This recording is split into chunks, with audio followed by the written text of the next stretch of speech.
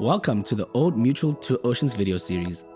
In this video, we focus on training and nutrition for the Old Mutual Two Oceans Ultra Marathon with information by Dietitian Sarah Chantler and sports scientist Kathy Quaide. Brought to you in conjunction with the Sports Science Institute of South Africa, the official scientific, medical, and wellness partner of the Old Mutual Two Oceans Marathon. With about 6 weeks until race day, you've qualified and are able to complete a marathon distance. Plan your next long run no later than 4 weeks prior to the Old Mutual Two Oceans Ultra Marathon. Anything between a 42-kilometer and 50-kilometer run will be adequate. You probably learned a lot in your qualifier or a recent marathon about pre-race prep, pacing, race nutrition, goal setting and recovery. Make sure you implement necessary changes in upcoming long runs to see if they work. If you're going for a good time rather than just hoping to finish, try to include some quality workouts like hill repeats or speed work once a week. Remember, hill running is speed work in disguise, and you are less likely to get injured. Include at least 2 20-minute sessions of running specific strength training per week to avoid injury and improve agility and strength. The strength training and possible hill repeat sessions should prepare you well for the long uphills you face in the ultra. Choose undulating training routes, and if you are local, practice running up Chapman's Peak, followed by Constantinik, ideally with at least 20 kilometers of mileage in your legs before you hit Chapman's Peak.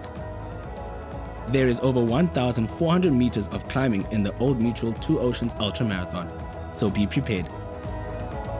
Do some of your long runs mid-morning to get used to running in the heat, and wear your race gear and paraphernalia to check the fit and to see if you chafe. Use the long runs to target your race day nutrition so that you feel comfortable and have a practice plan for race day.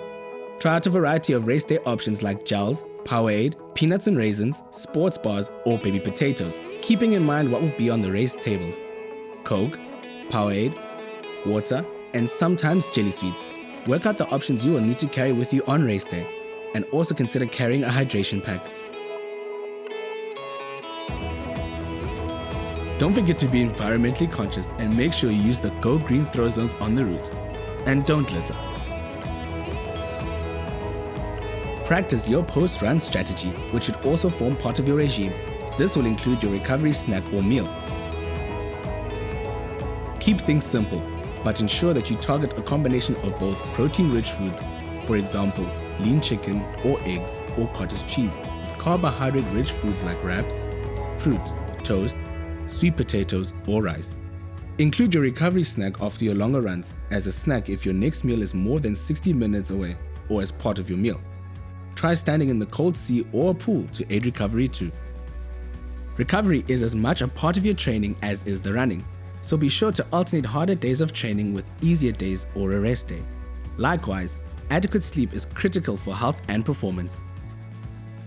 Running is an additional stress on the body, so manage your stress levels carefully in high mileage weeks so that your immune system is not compromised. Remember to balance the load. And remember to be especially careful about eating well and try to have easier days at work. Any imbalance between input and output, which could happen if you're under-eating for example, will put additional stress on your immune system. Also consider the quality and quantity of the fresh produce in your diet to boost your micronutrient intake. Are you cross-training? Remember, it shouldn't take the place of your running training, but it can be used to supplement it. Non-weight bearing forms of cross-training are the best. Activities like swimming, cycling, and rowing. Tapering is the reduction of your training load before a race, and it is essential so you can perform at your best and not have a tired body. Aim to complete your longest run 4 weeks prior to race day. This will mark the start of your taper, where your mileage should be decreased by approximately 20% per week until race day. Maintain a few short, sharp sessions to keep up the intensity and your fitness. Be conscious that when you decrease your load, you should taper your food intake proportionally until your last 1 or 2 days prior to race day. Good luck and enjoy your run.